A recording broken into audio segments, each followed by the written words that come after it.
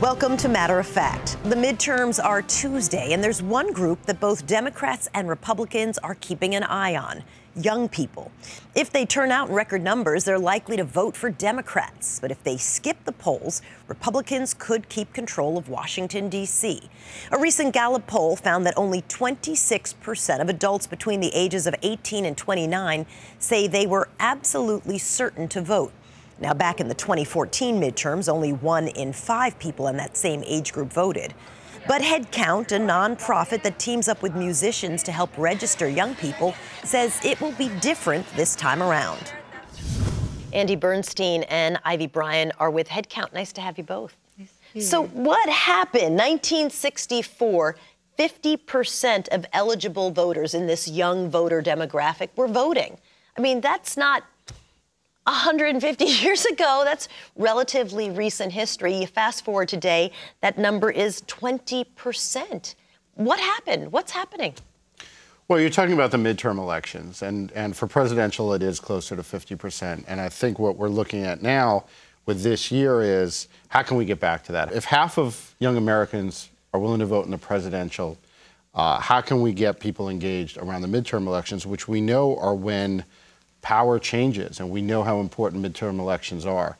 So a lot of our work at Headcount and other groups is to really just kind of try to make midterm elections more of a cultural event. It's seen as a political process, DC kind of thing.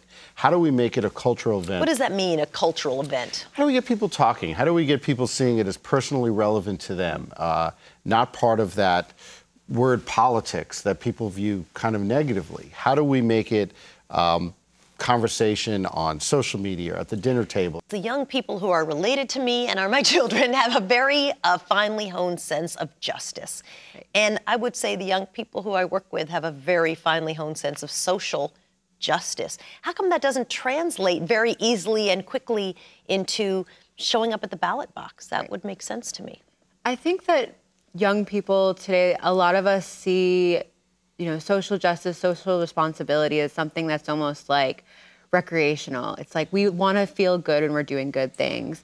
I think that the energy around voting, the energy around politics feels like very negative. It feels almost like, oh my God, I have to make this decision, or am I on the right side? Am I on the wrong side? It's very much a judging of other people's values as opposed to, I believe in this. This is something that I support personally, and I'd like to see it in our government as well.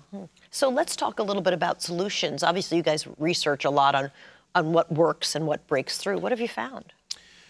Well, one interesting thing is just how little really good research there is when it comes to midterm elections. But we do know what some of the barriers are.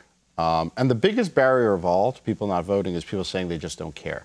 When asked why people don't vote, 50% of people will say they don't care. And you can't make somebody care, but you certainly can try to make the election feel more relevant and feel more exciting. How can people say they don't care, but at the same time, any thoughtful millennial and younger that I've spoken to will talk your ear off about how are they going to be able to afford a home? How are they going to pay off their student loans? These are thoughtful, intelligent, big, giant, challenging questions. I'm always surprised that the flip side of that is I don't care, because it sounds to me like they care a lot. Right. I think that there's a disconnect between the idea of politics and then like your day-to-day life. A lot of people, when they think of politics, they just think of like big elections like the presidential. They're not thinking about all of these smaller elections that we have year-round, all the time, that decide things on a super-duper local level. Like, all of these local elections really dictate the rules in our lives. Like, if you feel strongly about, something in your community or something that impacts you as a person, there is a way to voice it in politics. I just think that people don't necessarily understand that. Is there a technological solution? Is there a faster path, easier way that would increase those voting numbers, do you think? Our voting systems are very archaic, and they are not up to the times.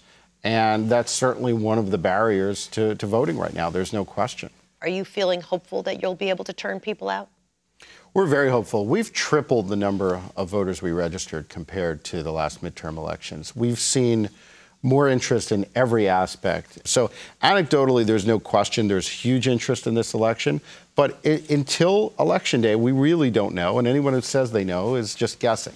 Yes, we are. As we get on TV and talk about it, we're all basically guessing until that day. Andy Bernstein and Ivy Bryant, thanks so much for coming in and talking to us. Thank you. Appreciate it. Pleasure.